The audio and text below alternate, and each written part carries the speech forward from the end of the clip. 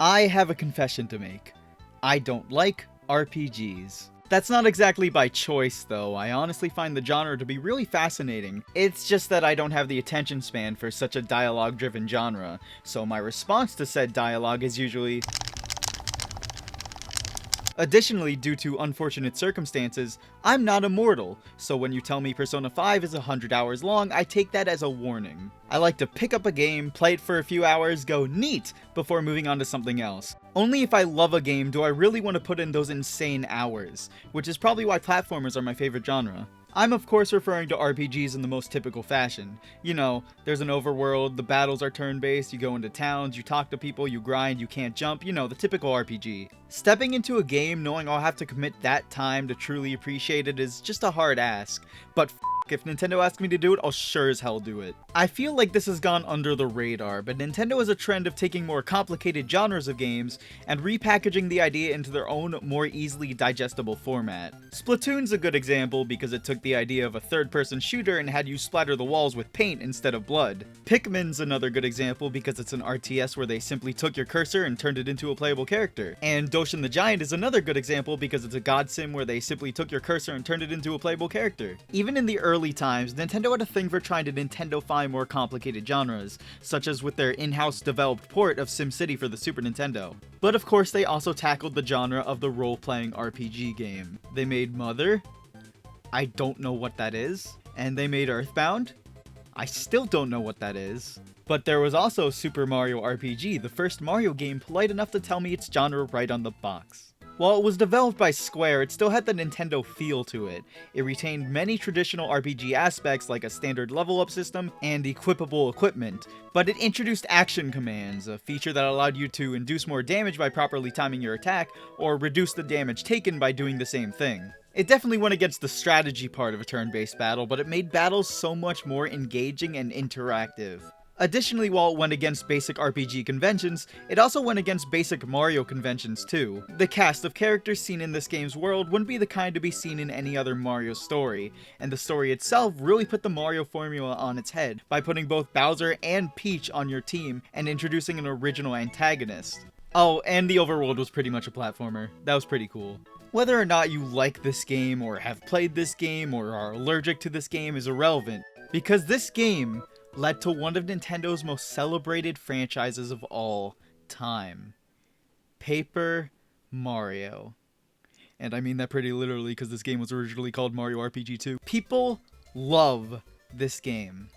This game, specifically this one. Let's be real for a second. No one says I love Paper Mario without slamming the 1000-year door for Nintendo GameCube released in 2004, the same year as It's Mr. Pants for Game Boy Advance, onto the end of the sentence. Paper Mario 64 just kinda exists in comparison to the constant praise that the 1000-year door gets. As of recently, speedrunning communities and other devoted fans have finally been giving Paper Mario 64 real attention, and it's great that it's finally getting some of the respect it deserves, but 1000-year door seems to be damn near universally agreed upon to be the better game.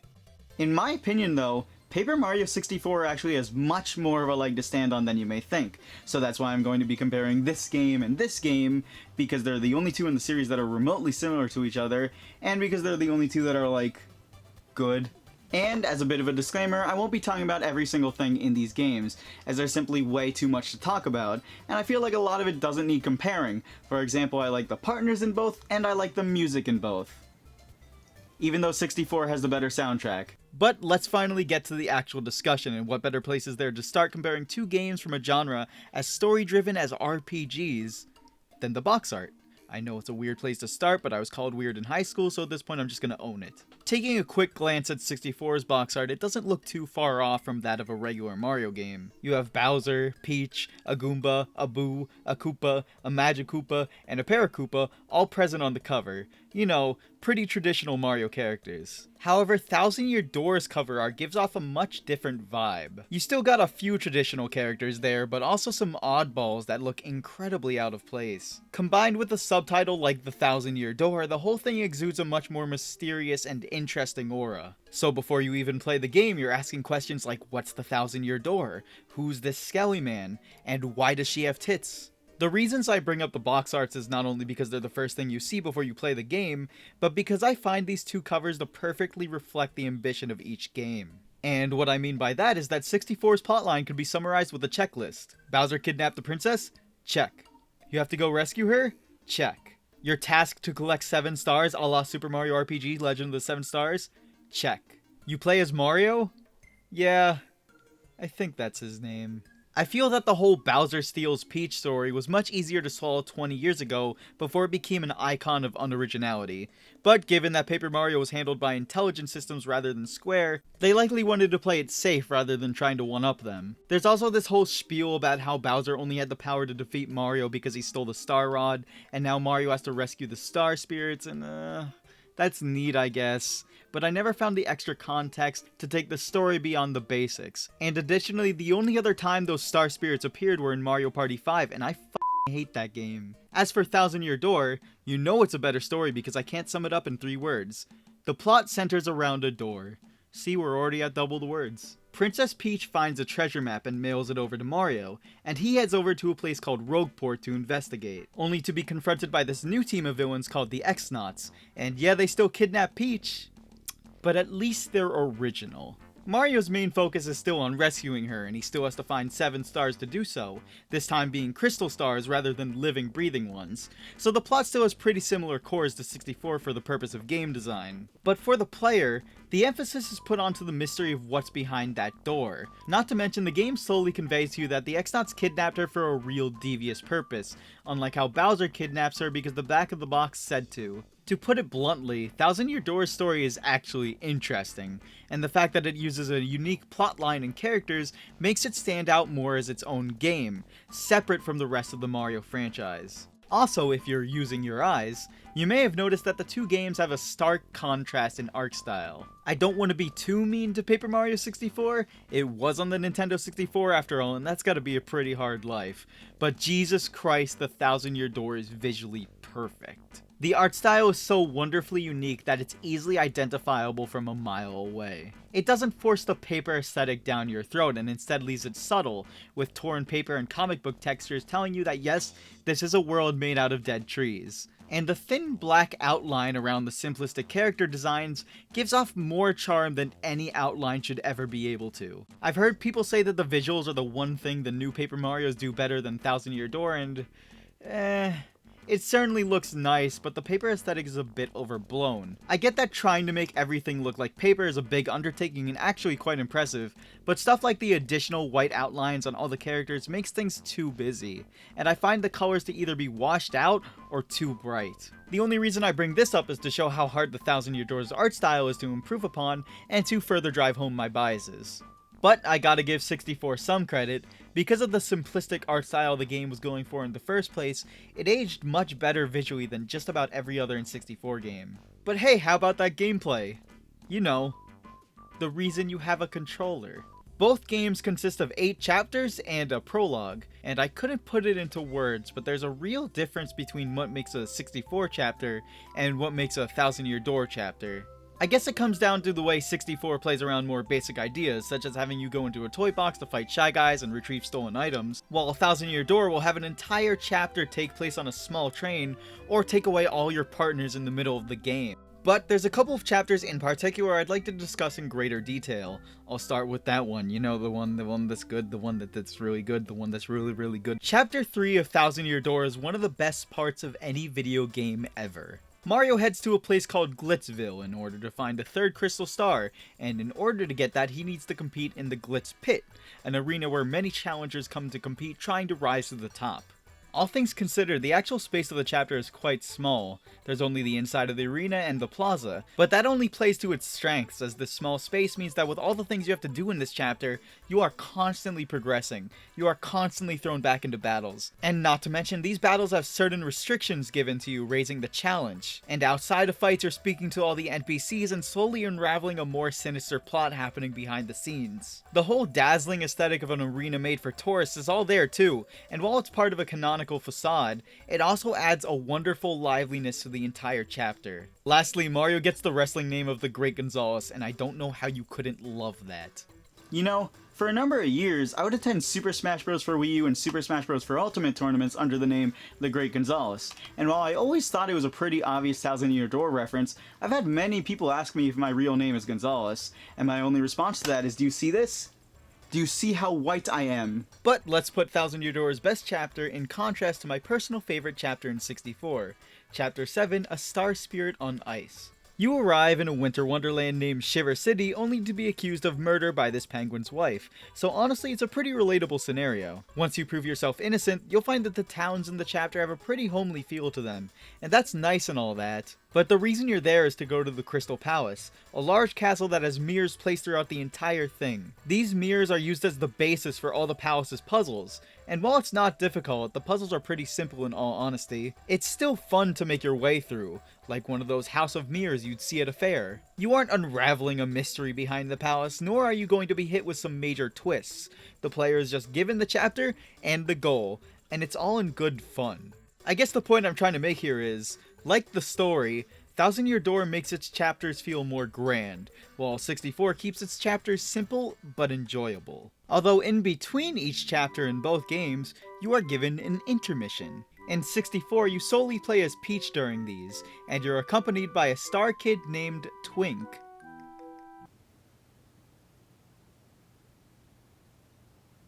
These segments generally consist of walking around the castle, possibly doing a minigame, and they're boring.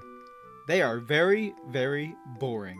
They really serve no purpose besides spoiling the next chapter for you, and man, if there was ever something Thousand Year Door directly approved on, oh, I mean, this is on that list. You still get the segments where you play as Peach, but they now take place in the X-Naut's fortress, and you also get segments where you play as Bowser. The Peach segments don't just serve to spoil anymore either, instead placing its focus on the chemistry between Peach and Tech, a supercomputer designed to be perfect that's part of the X-Naut fortress. He serves as the only method for Peach to contact Mario, and seems to have real human emotions. This creates a conflict where the only other form of intelligent life she can directly communicate with is on the villain's side. You can see Peach's internal struggle as she heads back to her room each night, pondering the validity of a computer's feelings while also getting painful reminders that tech is a weapon of the enemy. And wow, this is the only interesting thing ever done with Peach as a character. As for Bowser though, his segments are almost purely for laughs, parodying his only life goal of trying to kidnap Peach. So after each chapter you get some emotional and necessary storytelling with Peach, followed by Bowser being a doofus, and both are incredibly enjoyable.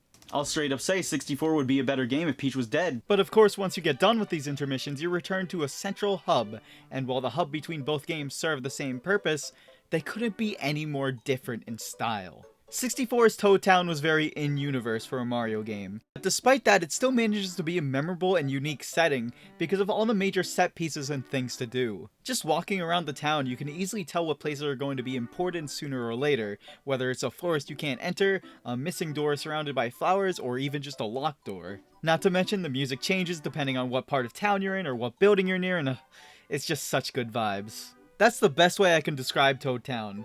Good vibes, and also a town with toads. However, Rogueport is not good vibes, and that's why it's better. Rogueport is a complete parallel to Toad Town. It's dirty, dangerous, ridden with crime. Wikipedia claims it's still in the Mushroom Kingdom, but it sure as shit doesn't feel that way. It doesn't have as many set pieces as Toad Town because the paths through the chapters are usually in the sewer this time around, but it's still packed to the brim with stuff to do and collectibles to find.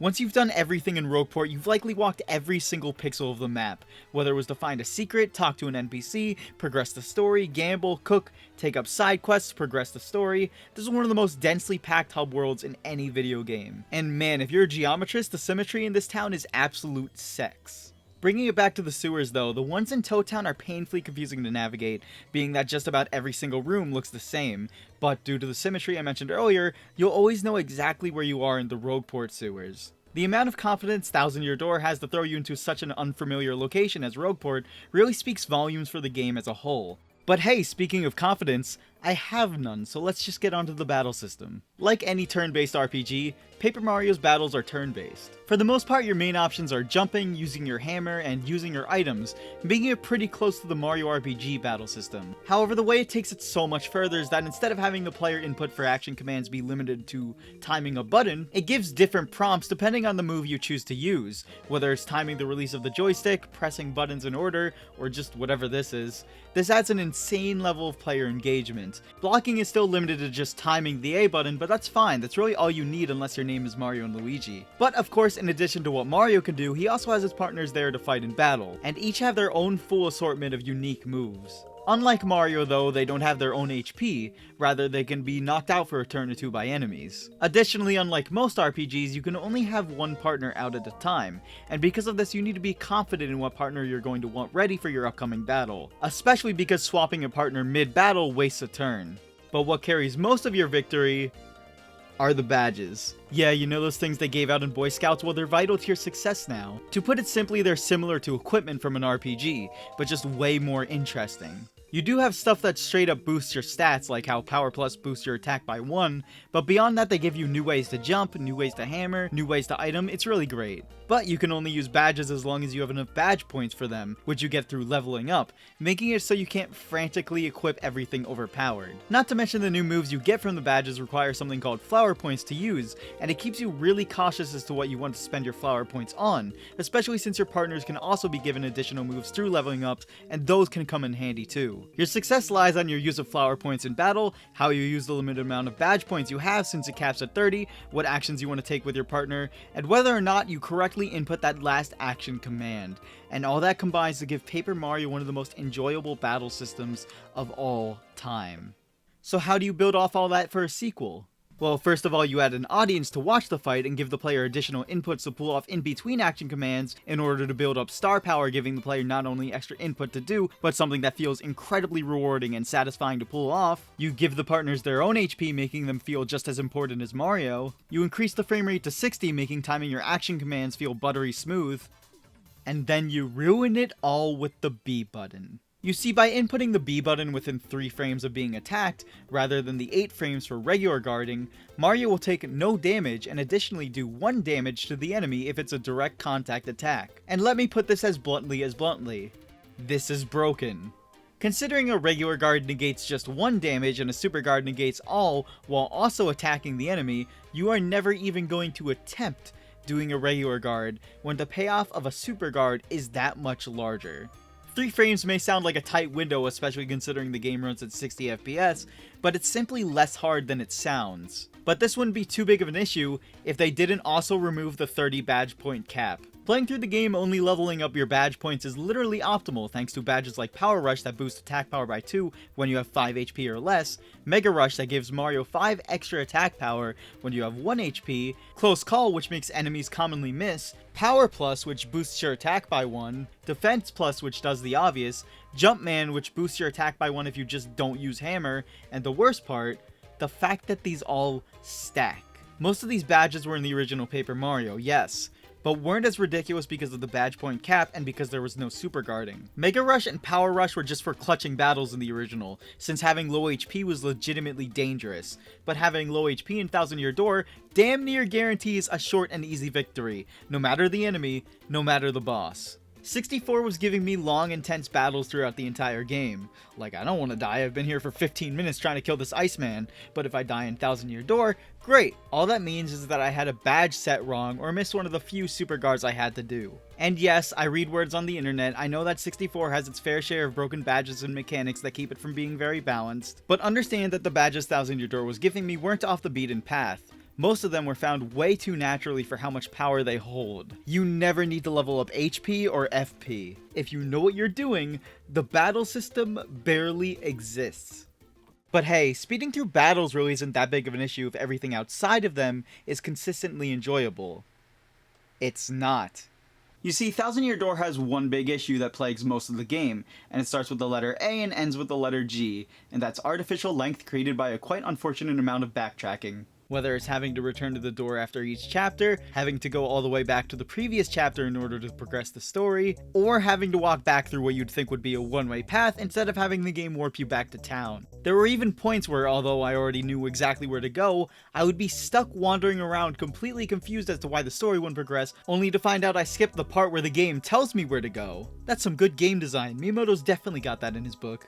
The most blatant example of backtracking in the entire game, however, is Chapter 4, For Pig the Bell Tolls, also known as the chapter named after a reference no American will ever get. The whole thing is quite simple in concept. There's a steeple that's creepy called the Creepy Steeple, and you gotta go there and stop the townsfolk from turning into pigs. It's a pretty straightforward path to the steeple, but once you get there, the interior of the steeple isn't very large at all, feeling almost incomplete. Despite that, the chapter is still roughly as long as the other chapters, and the reason is because the chapter consists of going to the steeple, coming back to town, going to the steeple, coming back to town, going to the steeple, and coming back to town once the chapter actually ends. The backtracking is just so unbelievably overt that I remembered this being the worst chapter in the game. However, memory is a big f***ing liar because upon replaying the game, I remembered how bad the Great Boggly Tree is. Chapter 2 is by far the worst designed chapter in the game. The inside of the tree is wildly confusing. Every room looks so similar to each other that I would have an easier time making a map of something else, and to make things worse you have to guide these punies around and travel back to previous rooms in order to progress through the chapter. And yeah, given that this is a Miyamoto game, these punies are a pretty obvious reference to Pikmin, especially since you get 100 of them, and they even have the AI of Pikmin. That's not a good thing. But hey, at least this chapter introduces Flurry. Why does she have tits? Going back to 64, yeah, there's backtracking, but it isn't nearly as frequent nor as blatant. I'd have to go back to solve a puzzle and grab a key or return to a previous chapter because I missed a key item, but again, that's because I missed it on my first time through, not because the game decided, hey, go back and do that shit again. The worst case of it in the game is Chapter 6. Dark Days in Flower Fields is just a bunch of paths connected to one inner circle. You walk to the end of the path, do something, walk back, get lost, and repeat until you finally have all the items required to plant this seed. In my opinion, this is the worst chapter in the game, but in all honesty, that's not saying too much. There's not too much backtracking outside of this chapter, and even then, I still enjoyed Chapter 6. That's really the thing about these two games. The worst chapters of 64 are still good, and the best are great. While the best of Thousand Year Door are absolutely unforgettable, the worst are just bad. But I've been saying words for a while now, so why don't we finally talk about the post-game? Thousand Year Door aims to give you the most mileage off your save file. Once you're done with the main story, you can work on completing the cookbook, getting every badge, completing the tattle log, finding all the star pieces, doing all the extra neat things you missed. There's so much stuff still to do that will keep you playing long after the credits roll. But as for what you can do after beating 64, you can stare at the fireworks. Yeah, there is no post-game. Once you've beaten Bowser, that's really it. And the strangest part is, there is a checklist for completion, but you can't continue playing after you beat the game. But man, I'm embarrassed how long I waited for those fireworks to end as a kid. It's definitely pretty lame that there's nothing past the credits, but for me at least it makes a really big difference in not only what I do when I revisit these games, but also how frequently I revisit them. With Thousand Year Door, I'm more likely to return to my old save file, maybe grab a few badges and a few star pieces and put the game away. But since you don't have that option with 64, I find myself wanting to put in that game and commit to a whole playthrough more often. However, even if I could continue off my last save in 64, I'd still be more encouraged to replay that over Thousand Year Door, simply because I know I'll have more fun with it. And that's really what it all comes down to. 64 is just a more consistently enjoyable experience. There's not much to dread throughout the journey, and it's not hard to come back to and just pop in for a good old comfy time. But while Thousand Year Door has some incredible highs and frequent lows, the highs of Thousand Year Door are so incredibly high that even after Chapter 2 it's like, you know what, Thousand Year Door, you can f*** my wife. The game is just so memorable in every single facet that it's not surprising that that's the one everyone loves. You power through that backtracking because the good parts are just so damn good. Oh, and last thing, people talk about how important a good first impression is, but wow, does your final impression leave a lasting impact. Without spoiling much, 64 just kinda ends, while Thousand Year Door ends on such an unbelievably high note that you are never going to forget the joy you had with this game. Nowadays, the Paper Mario franchise is different. It's transformed into a game based around the idea of, hey, What if everything was paper? Which is very different from how it used to be based around the idea of, hey, what if everything was good? But hey, today's July 17th, meaning the latest entry in the Paper Mario franchise, The Origami King, is officially released. I haven't played it yet, and I don't really want to give an opinion on it until I do, but judging off the screenshots, the trailers, the interviews, the treehouse presentation, just everything we know about the game, I can say with utmost certainty that it is, in fact, a video game.